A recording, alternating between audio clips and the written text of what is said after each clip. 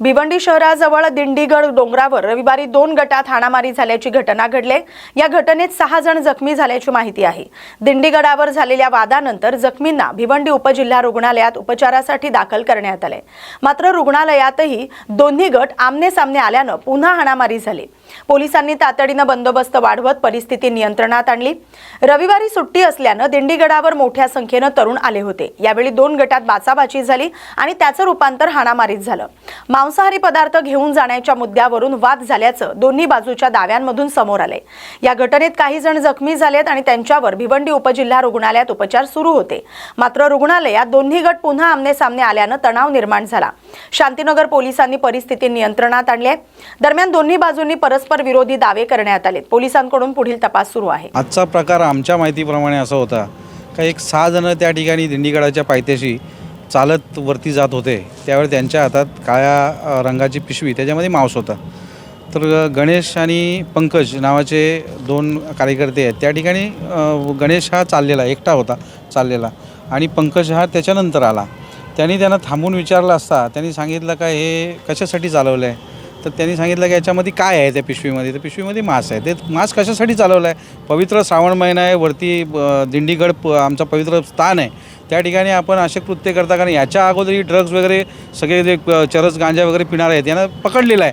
त्यामुळे आपण हे कृत्य करण्यासाठी इथे येऊ नये एवढं विचारलं असता त्यांच्यामध्ये तुतुमयमय झाली आणि झगडा झाला, मारहाण झाली असेल। मारहाण झाल्यानंतर ते दोघंही या ठिकाणी कंप्लेंटला आले असताना दोघा जणांना मेडिकलला पोलीस घेऊन मेडिकलला गणेश आणि पंकज यांना घेऊन इंदिरा गांधी येथे जात असताना त्यांना गेले असताना आतमध्ये 60-70 जणांचा मॉब त्यांच्या अंगावर धावून गेला आणि लाथाबुक्यांनी त्यांना मारहाण केली रुग्णालयामध्ये। तर हा प्रकार जो आहे तो निंदनीय आहे। त्यामुळे 2 धर्मामध्ये तेढ निर्माण करून आपली राजकीय पोळी भाजण्याचा सगळा प्रकार आहे, त्याचा आम्ही निषेध करतो। त्यांचं म्हणणं की या ठिकाणी यापूर्वी सुद्धा 3 महिन्यापूर्वी अशा पद्धतीची मारहाण झालेली होती। माझं साहेब याच्या संदर्भात एवढंच म्हणणं आहे का दिंडीगड हा सगळ्यांना पूर्ण ठाणे जिल्हा नाही तर पूर्ण महाराष्ट्राला माहिती आहे का दिंडीगडावरती भोल्या शंकरांचं स्थान आहे, हिंदूंचं पवित्र तीर्थस्थान आहे आणि त्या ठिकाणी हिंदू भाविक येतात जात आहेत। त्या ठिकाणी हिंदू भाविकांची वर्दळ असते आणि पवित्र श्रावण महिना आहे। त्यामुळं आमचं या 3 महिना नाही तर 3 वर्षापासून म्हणणं आहे त्या ठिकाणी कुणीतरी जाऊन आपलं ते स्थान बलकावण्याचं, जागा बलकावण्याचं कारस्थान करणं, त्या ठिकाणी कुठेतरी हिरवी चादर टाकणं, हे सगळे प्रकार 3-4 वर्षापासून सुरूच आहेत आणि म्हणून त्या ठिकाणी हे वाद चालू आहेत आणि हे वाद विनाकारण आपला त्या ठिकाणी प्रस्थ निर्माण व्हावं म्हणून आहे। तर ते हिंदूंचं स्थान आहे, हिंदूंना पवित्र आहे, तर या ठिकाणी असा वाद होऊच नये असं आमचं म्हणणं आहे। त्यामुळे विनाकारण हे वाद उत्पन्न करायचे आणि त्या ठिकाणी कुठेतरी आपला प्रस्थापित करण्याचा प्रयत्न करायचा हा याच्यातून दिसून येत आहे। बघा हे मला असं वाटतंय की पोलीसचा फेलियर आहे। सोनाले गावामध्ये जी टेकरी आहे तिथे वारंवार असे प्रकरणं होत आहेत। 3 महिन्यापूर्वी मी स्वतः ही माहिती या तिथे स्थानिक जे सिनियर आहेत त्यांना दिली होती आणि हे सांगितलं होतं की तिथे असा गँग ऑपरेट करतो आहे। पण वारंवार तिथे लक्ष न देण्यामुळे आता खूप कंप्लेंट्स पुढे येतात।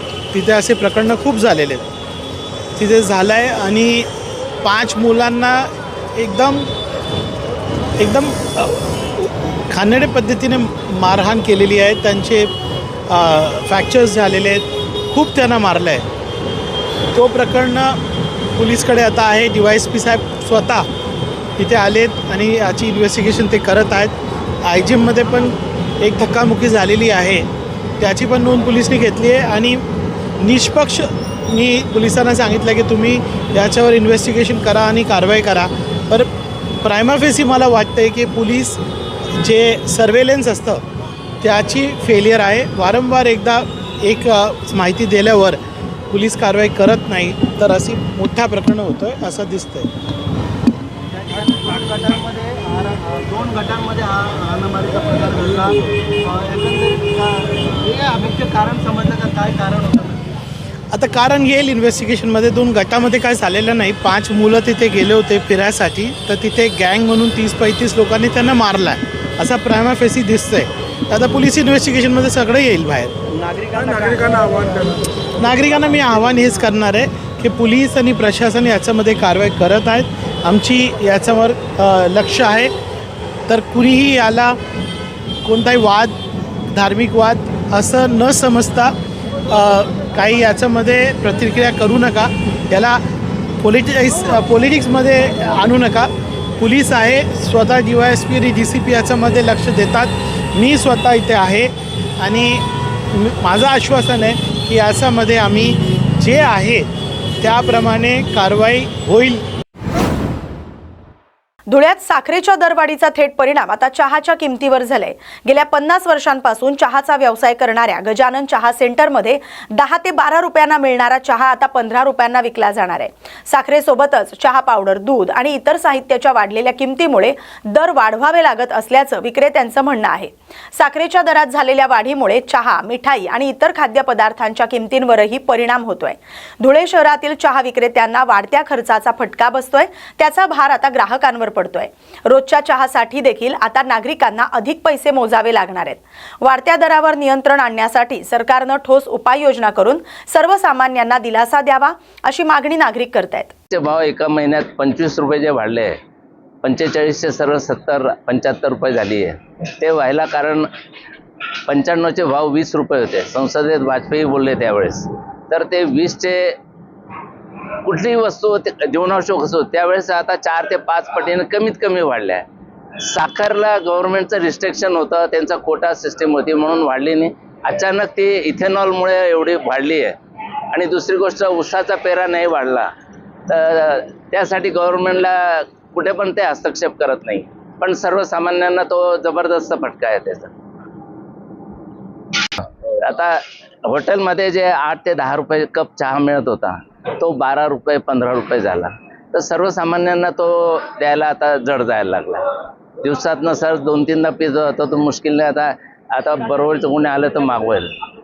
पण तरी पण आज चहा सगळ्यात स्वस्त पेय म्हणून तो बघितला जातो. पण याच्यात एवढंच आहे, साखर गुळमध्ये तर काही भेसळ होणार नाही, पण चहाच्या याच्यात त्यांना दुसरं काही पदार्थ वापरला जाईल त्याच्यावर गव्हर्नमेंट. अमरावती जिल्हा स्त्री रुग्णालयातील नवजात शिशु अतिदक्षता कक्षाला पहाटेच्या सुमारास आग लागली आहे. या घटनेत 3 नवजात बालकांचा होरपळून मृत्यू झाल्याची माहिती आहे. व्हेंटिलेटरमध्ये स्फोट झाल्यानंतर ही आग लागल्याचं प्राथमिक माहितीतून समोर आलंय. रुग्णालयातील डॉक्टर, नर्स आणि कर्मचाऱ्यांनी तातडीनं अनेक बालकांना सुरक्षित बाहेर काढलं.